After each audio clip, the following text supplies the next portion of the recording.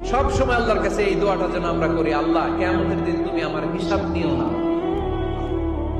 আল্লাহ তুমি আমার বিচার বসিও না, আল্লাহ তুমি দয়া করে আমারে মাফ করে দিও। আল্লাহ যার বিচার করবেন ও জাহান্নামে যাবে, আর যার বিচার করবেন না সে জান্নাতে যাবে। আল্লাহ যদি বিচার করে আর পাই টু পাই হিসাব নেয়, নামাজ পড়লি না কেন, রোজা রাখলি না কেন, মিথ্যা বললি কেন, খাদ্যে ভেজাল দিলি কেন, মাছে ফরমালিন দিলি কেন, যৌতুক খাইলি কেন, ঘুষ খাইলি কেন, উল্টাপাল্টা করলি কেন, জিনা করলি কেন, একটার পর একটা প্রশ্ন বানে যদি সেই ভয়ঙ্কর দিনে আল্লাহ আমাদেরকে জর্জরিত করে, আমাদের কোন উত্তর আছে?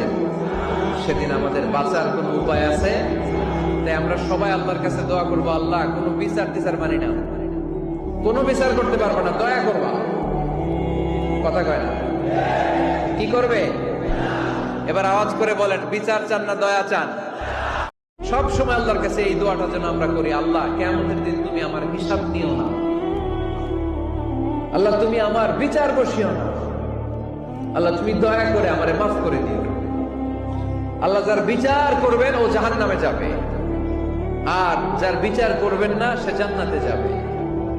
আল্লাহ যদি বিচার করে আর পাই টু পাই হিসাব নেয়, নামাজ পড়লি না কেন, রোজা রাখলি না কেন, মিথ্যা বললি কেন, খাদ্যে ভেজাল দিলি কেন, মাছে ফরমালিন দিলি কেন, যৌতুক খাইলি কেন, ঘুষ খাইলি কেন, উল্টাপাল্টা করলি কেন, জিনা করলি কেন, একটার পর একটা প্রশ্ন বানে যদি সেই ভয়ঙ্কর দিনে আল্লাহ আমাদেরকে জর্জরিত করে, আমাদের কোন উত্তর আছে?